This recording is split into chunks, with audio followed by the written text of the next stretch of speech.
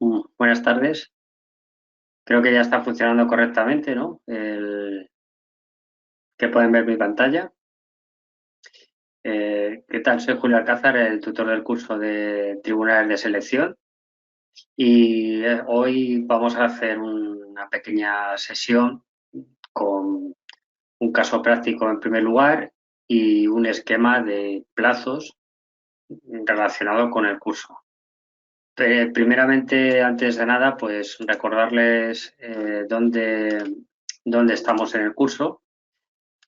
Puesto que, como ha dicho Silvia, mi compañera, a partir de hoy existe un plazo de prórroga que es hasta el próximo viernes y tienen un poquito más de plazo para entregar aquellas tareas que queden pendientes por entregar. El curso consta de 12 temas.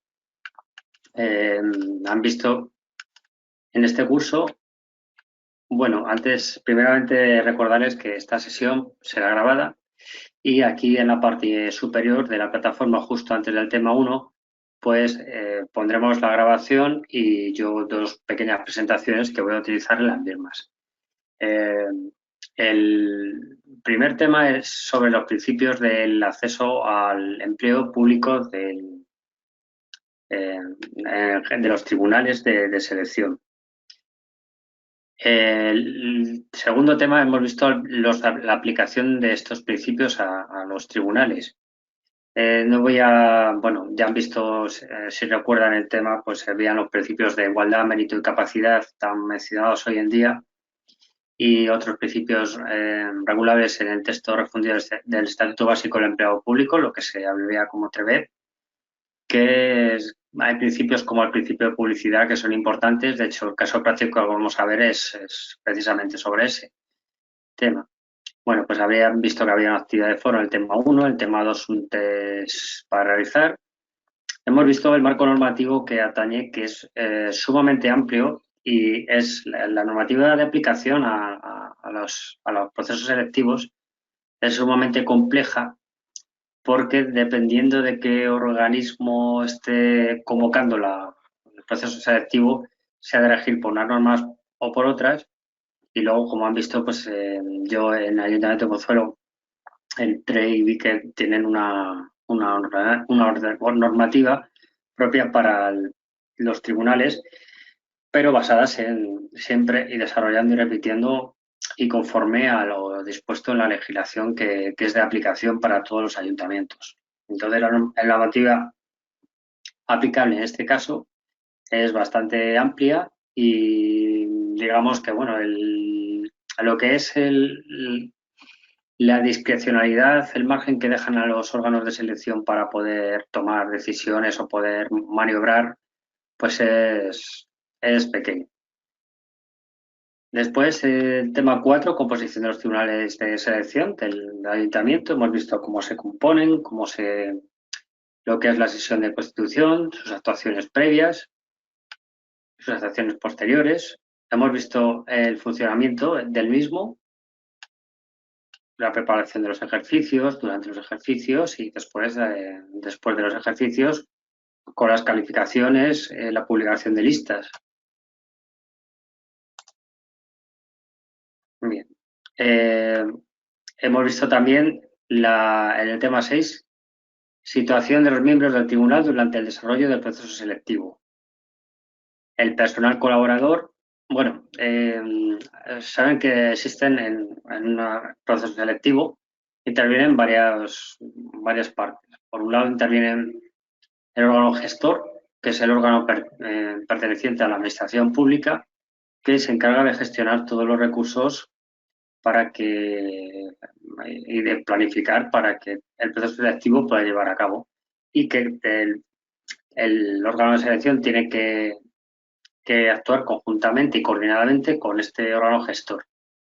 Hemos visto que luego están los miembros del propio tribunal de selección, incluidos los suplentes, y después dos figuras que son el personal colaborador y el asistente técnico, que son personal de apoyo. No sé si alguna vez han estado ustedes en algún examen como personal colaborador, como vigilante, por ejemplo. Ya sabe que tienen unas labores y unas funciones que hacer que están muy definidas, unas instrucciones que se da que, bueno, si han existido ya, de hecho, han pasado por procesos selectivos, por oposiciones, y ya saben lo que es un llamamiento, lo que es la organización, cómo nos informan de cuándo comienza el examen, la duración, cuándo puedo abandonar el aula, cuándo puedo, eh, si puedo ir al servicio, algo así, las pequeñas incidencias que puedan surgir en cada momento, cómo se hace el llamamiento, todas estas cosas seguramente la hayan experimentado. Si bien es cierto que ahora, por el tema de la pandemia, pues los procesos selectivos han cambiado. Primeramente se aplazaron muchos de ellos y luego se utilizaron eh, normas de aplicables a los procesos selectivos, como era una distancia mayor, ¿no? El personal opositor no podía, los candidatos no podían acceder a las aulas, ni siquiera al recinto del edificio, tenían que esperar en la calle al que se produjera el llamamiento desde la calle, no como se estaba haciendo hasta ahora, que se accede primeramente al edificio y luego en la puerta del aula es donde se hacía el llamamiento.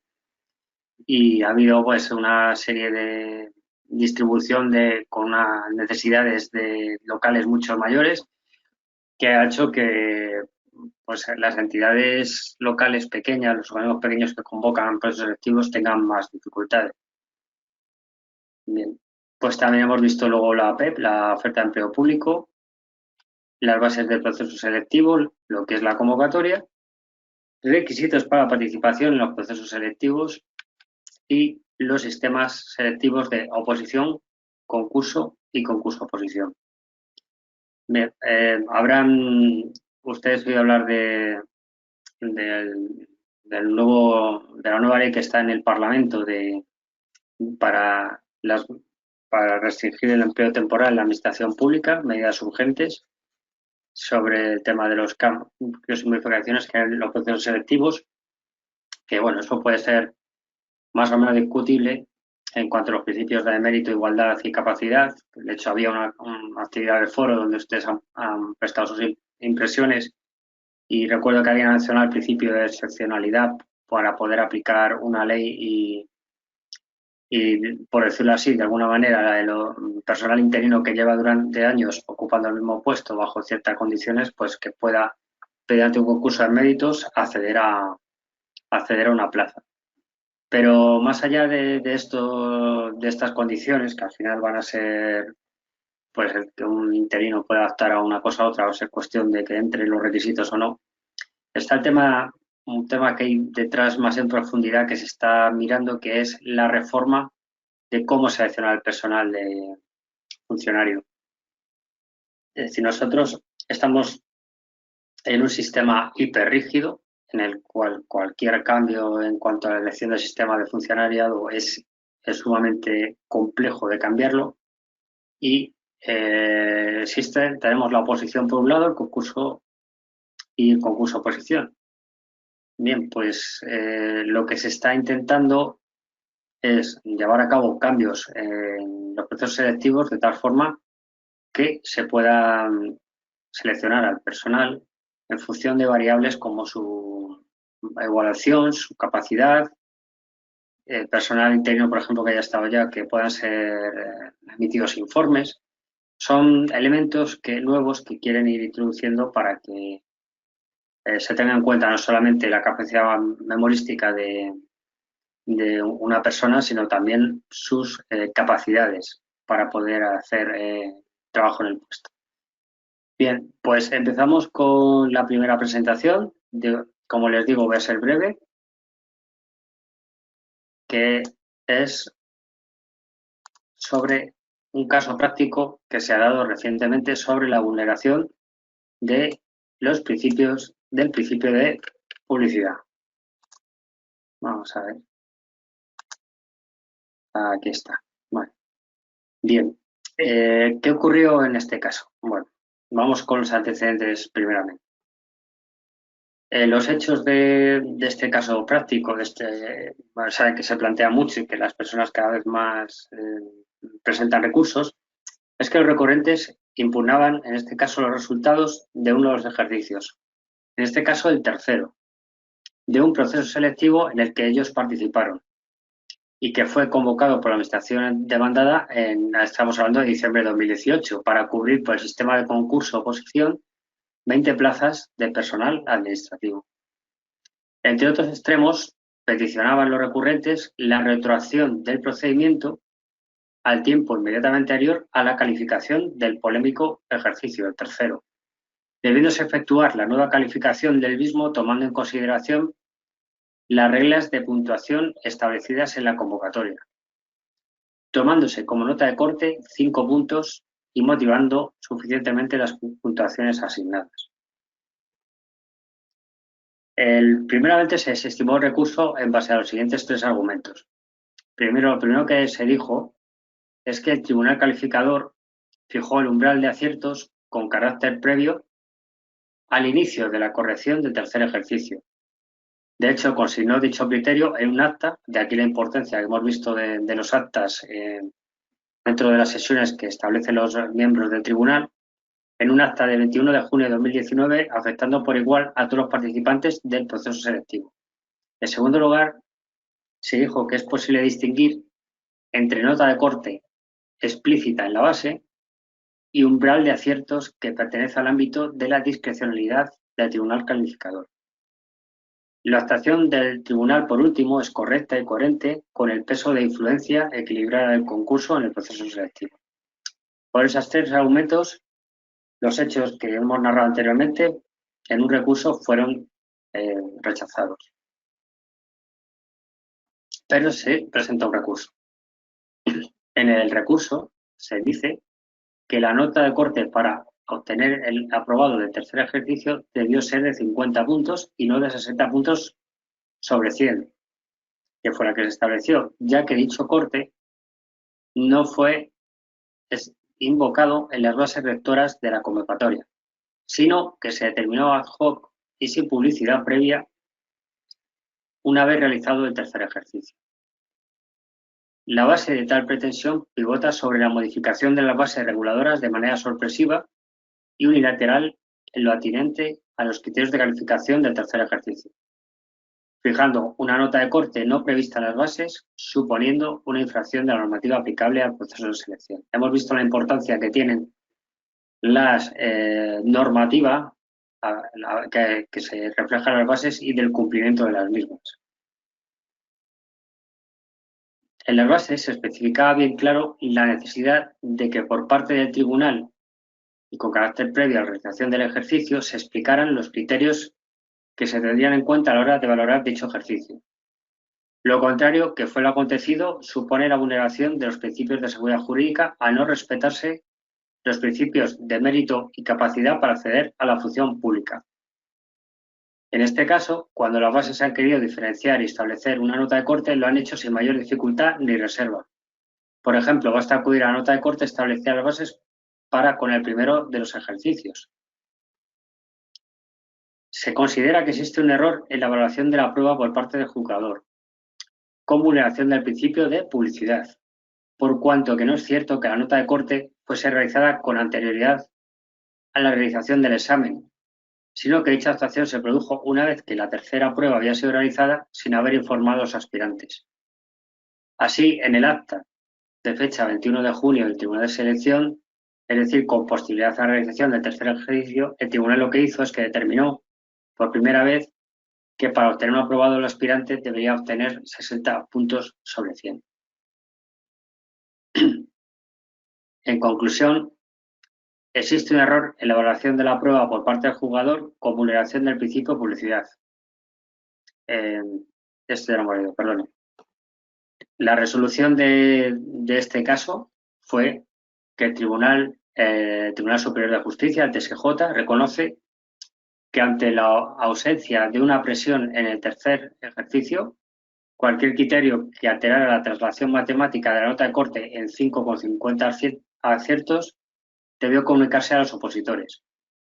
Por tanto, el Tribunal Superior de Justicia obliga a retrotraer las actuaciones al momento de la corrección del tercer ejercicio de la fase de oposición del proceso selectivo, para que los apelantes vean revisadas sus calificaciones sin que proceda a nueva corrección, estableciéndose la nota de corte finalmente en 5 puntos con un total del 50% de acierto. Bien, esto en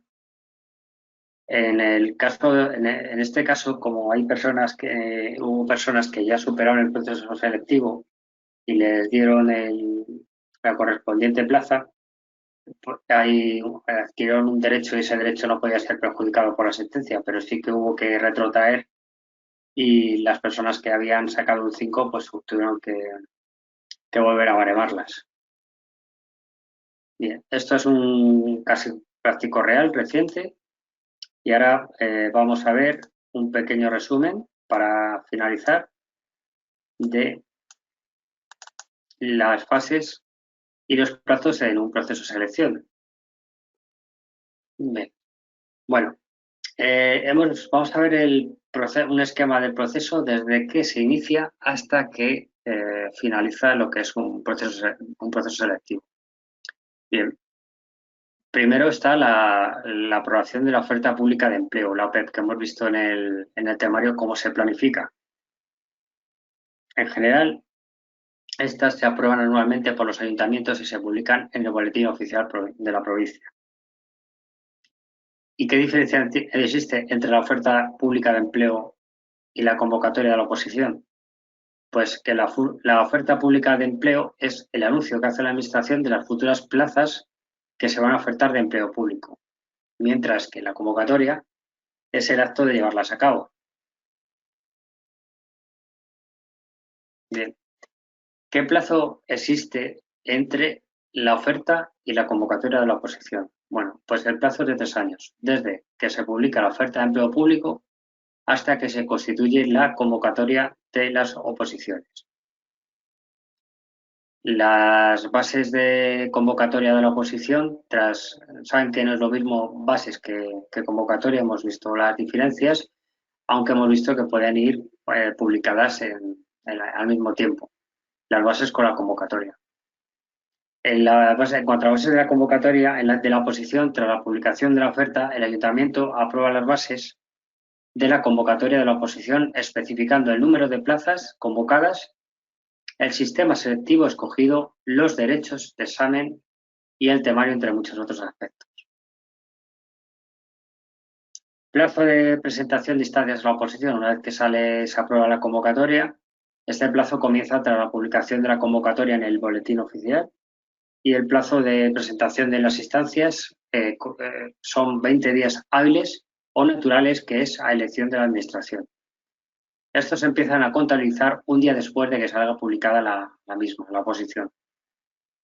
Hemos visto en el curso también en qué momento podemos nosotros modificar las bases y cómo nos pueden impugnar las mismas. Y es fácil modificarlas justamente hasta el momento en el que se publican en el BOE. Una vez que se publica en el BOE y ya alguien hace su primera solicitud, en ese momento ya es complicado establecer modificaciones a las bases o la convocatoria.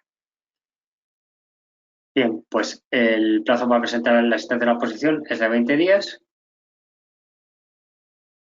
que es lo primero en la primera parte del proceso selectivo en sí. Después, en un mes, como máximo nos marcan la ley, se tendría que publicar la lista provisional de admitidos y excluidos de la oposición para el examen. Tras los 20 días hábiles o naturales, la Administración debe publicar la lista provisional de los aspirantes admitidos y excluidos. Debe en la oposición y el plazo máximo es de un mes desde el día siguiente a la terminación del plazo de admisión de solicitudes. Reclamaciones. 10 días máximo. Es el plazo para subsanar la solicitud de la oposición. Este normalmente consta de días hábiles desde la publicación en el tablón de anuncios. La subsanación puede ser por error material, motivos como problemas al rellenar la solicitud, ausencia de resguardo, de haber abonado las tasas, Siempre, si hay un error de tipo técnico, ahora que tenemos que, bueno, cuando una persona se inscribe en una oferta de empleo público, tiene que hacerlo de manera electrónica. Si hay algún error, hay que acreditarlo para poder reclamar en estos 10 días. Y lo que hay que hacer es guardarse un pantallazo, un justificante, incluso en el proceso de inscripción muchas veces nos podemos descargar, si ha habido el error, un justificante propio. Y eso debemos adjuntarlo para justificar que hubo un error técnico y que no pudimos escribirnos en determinado momento. Sobre todo porque entre otras muchas cosas a veces la gente espera a última hora para apuntarse a las ofertas de empleo público. Siguiendo con los plazos, luego estaría la lista definitivo y excluidos en la oposición, para los cuales no hay plazo. Y después iríamos ya a la fecha del primer ejercicio. Aquí la lista definitiva de admitidos y excluidos determinará el día y la hora del primer ejercicio y en las bases debe especificar el tiempo máximo que debe transcurrir entre la lista definitiva mencionada y el primer ejercicio. Por ejemplo, 5 días hábiles. El plazo entre ejercicios, pues no existe un plazo prefijado y en las bases debe especificar el tiempo mínimo y máximo, eso sí, que debe transcurrir entre el primer y el segundo ejercicio. Tras cada ejercicio se pueden presentar alegaciones.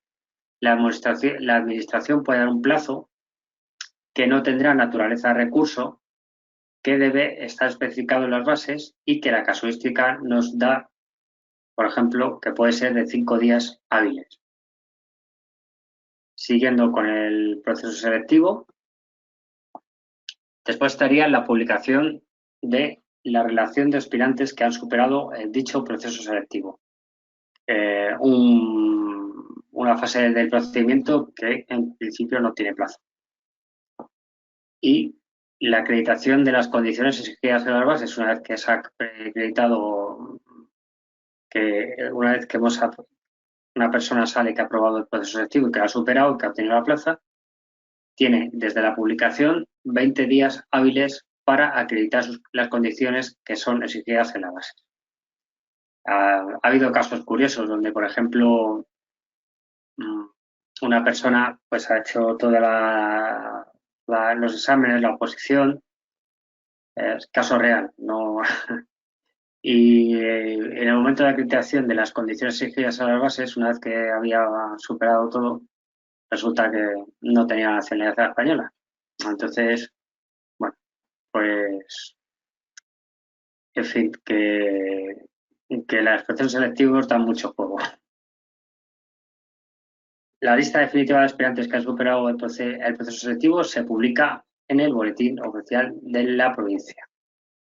Y a ver cómo vamos de tiempo. Vale, vamos 56 minutos.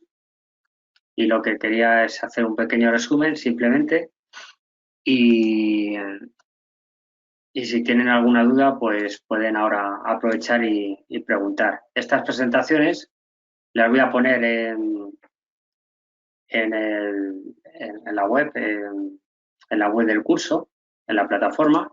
Van a estar en la parte superior izquierda, exactamente aquí, junto con la grabación de este pequeño resumen. Y la idea era, pues, hablar sobre un caso práctico del principio de publicidad, que la Constitución hemos visto en el curso que no lo menciona expresamente, pero que la jurisprudencia sí que lo reconoce, que está implícito en el texto constitucional. También hemos hablado de algo muy importante durante, sobre todo, los primeros temas, que es la jurisprudencia y el cambio que ha habido, ¿no? Los criterios de la jurisprudencia en cuanto a las admisiones de los recursos y el fondo de los mismos ha ido surgiendo modificaciones y por ejemplo, cuando antiguamente no entraban a valorar, a cuestionar lo que eran los criterios de valoración de los tribunales, pues últimamente ya desde hace tiempo sí que reconocen que pueden ser revisables los criterios de calificación del tribunal, pero siempre y cuando el organismo que resuelve la reclamación, el recurso, no puede nunca sustituir a la labor calificadora del tribunal. El tribunal es quien tiene los conocimientos técnicos, los miembros saben que es uno de los requisitos de los miembros que sean especialistas en la materia a la que los candidatos están examinando y por lo tanto son los que están cualificados y acreditados para poder establecer las calificaciones en los procesos selectivos. Es cierto que hay procesos selectivos muy complejos.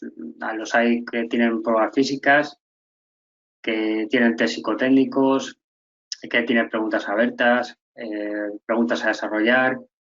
Lo que es la lectura de los ejercicios también es algo complejo y difícil de valorar, pero esto es labor del tribunal, al fin y al cabo es lo que suele considerarse. Bien, bueno, cumplimos la media hora. Si tienen alguna pregunta, pueden aprovechar para preguntar. También pueden preguntar después por escrito, si a través de mensaje. Si tienen alguna cuestión, ya les digo que la idea era eso, un caso práctico y hablar un poco de los plazos, un resumen de los plazos de un proceso selectivo. No sé si han formado parte de un tribunal de selección, se han elaborado preguntas para ejercicios o han sido actas de constitución de un tribunal de selección o formado miembro como asesores especialistas, como órgano colaborador o forman parte del órgano gestor. No lo desconozco, pero bueno, cada uno tiene un papel. Entonces, bueno, no sé si hay alguna pregunta. Tienen los micrófonos abiertos y si no, también pueden levantar la mano si no pueden abrir el micro si lo hablo yo desde aquí. No obstante, también pueden preguntar por el chat.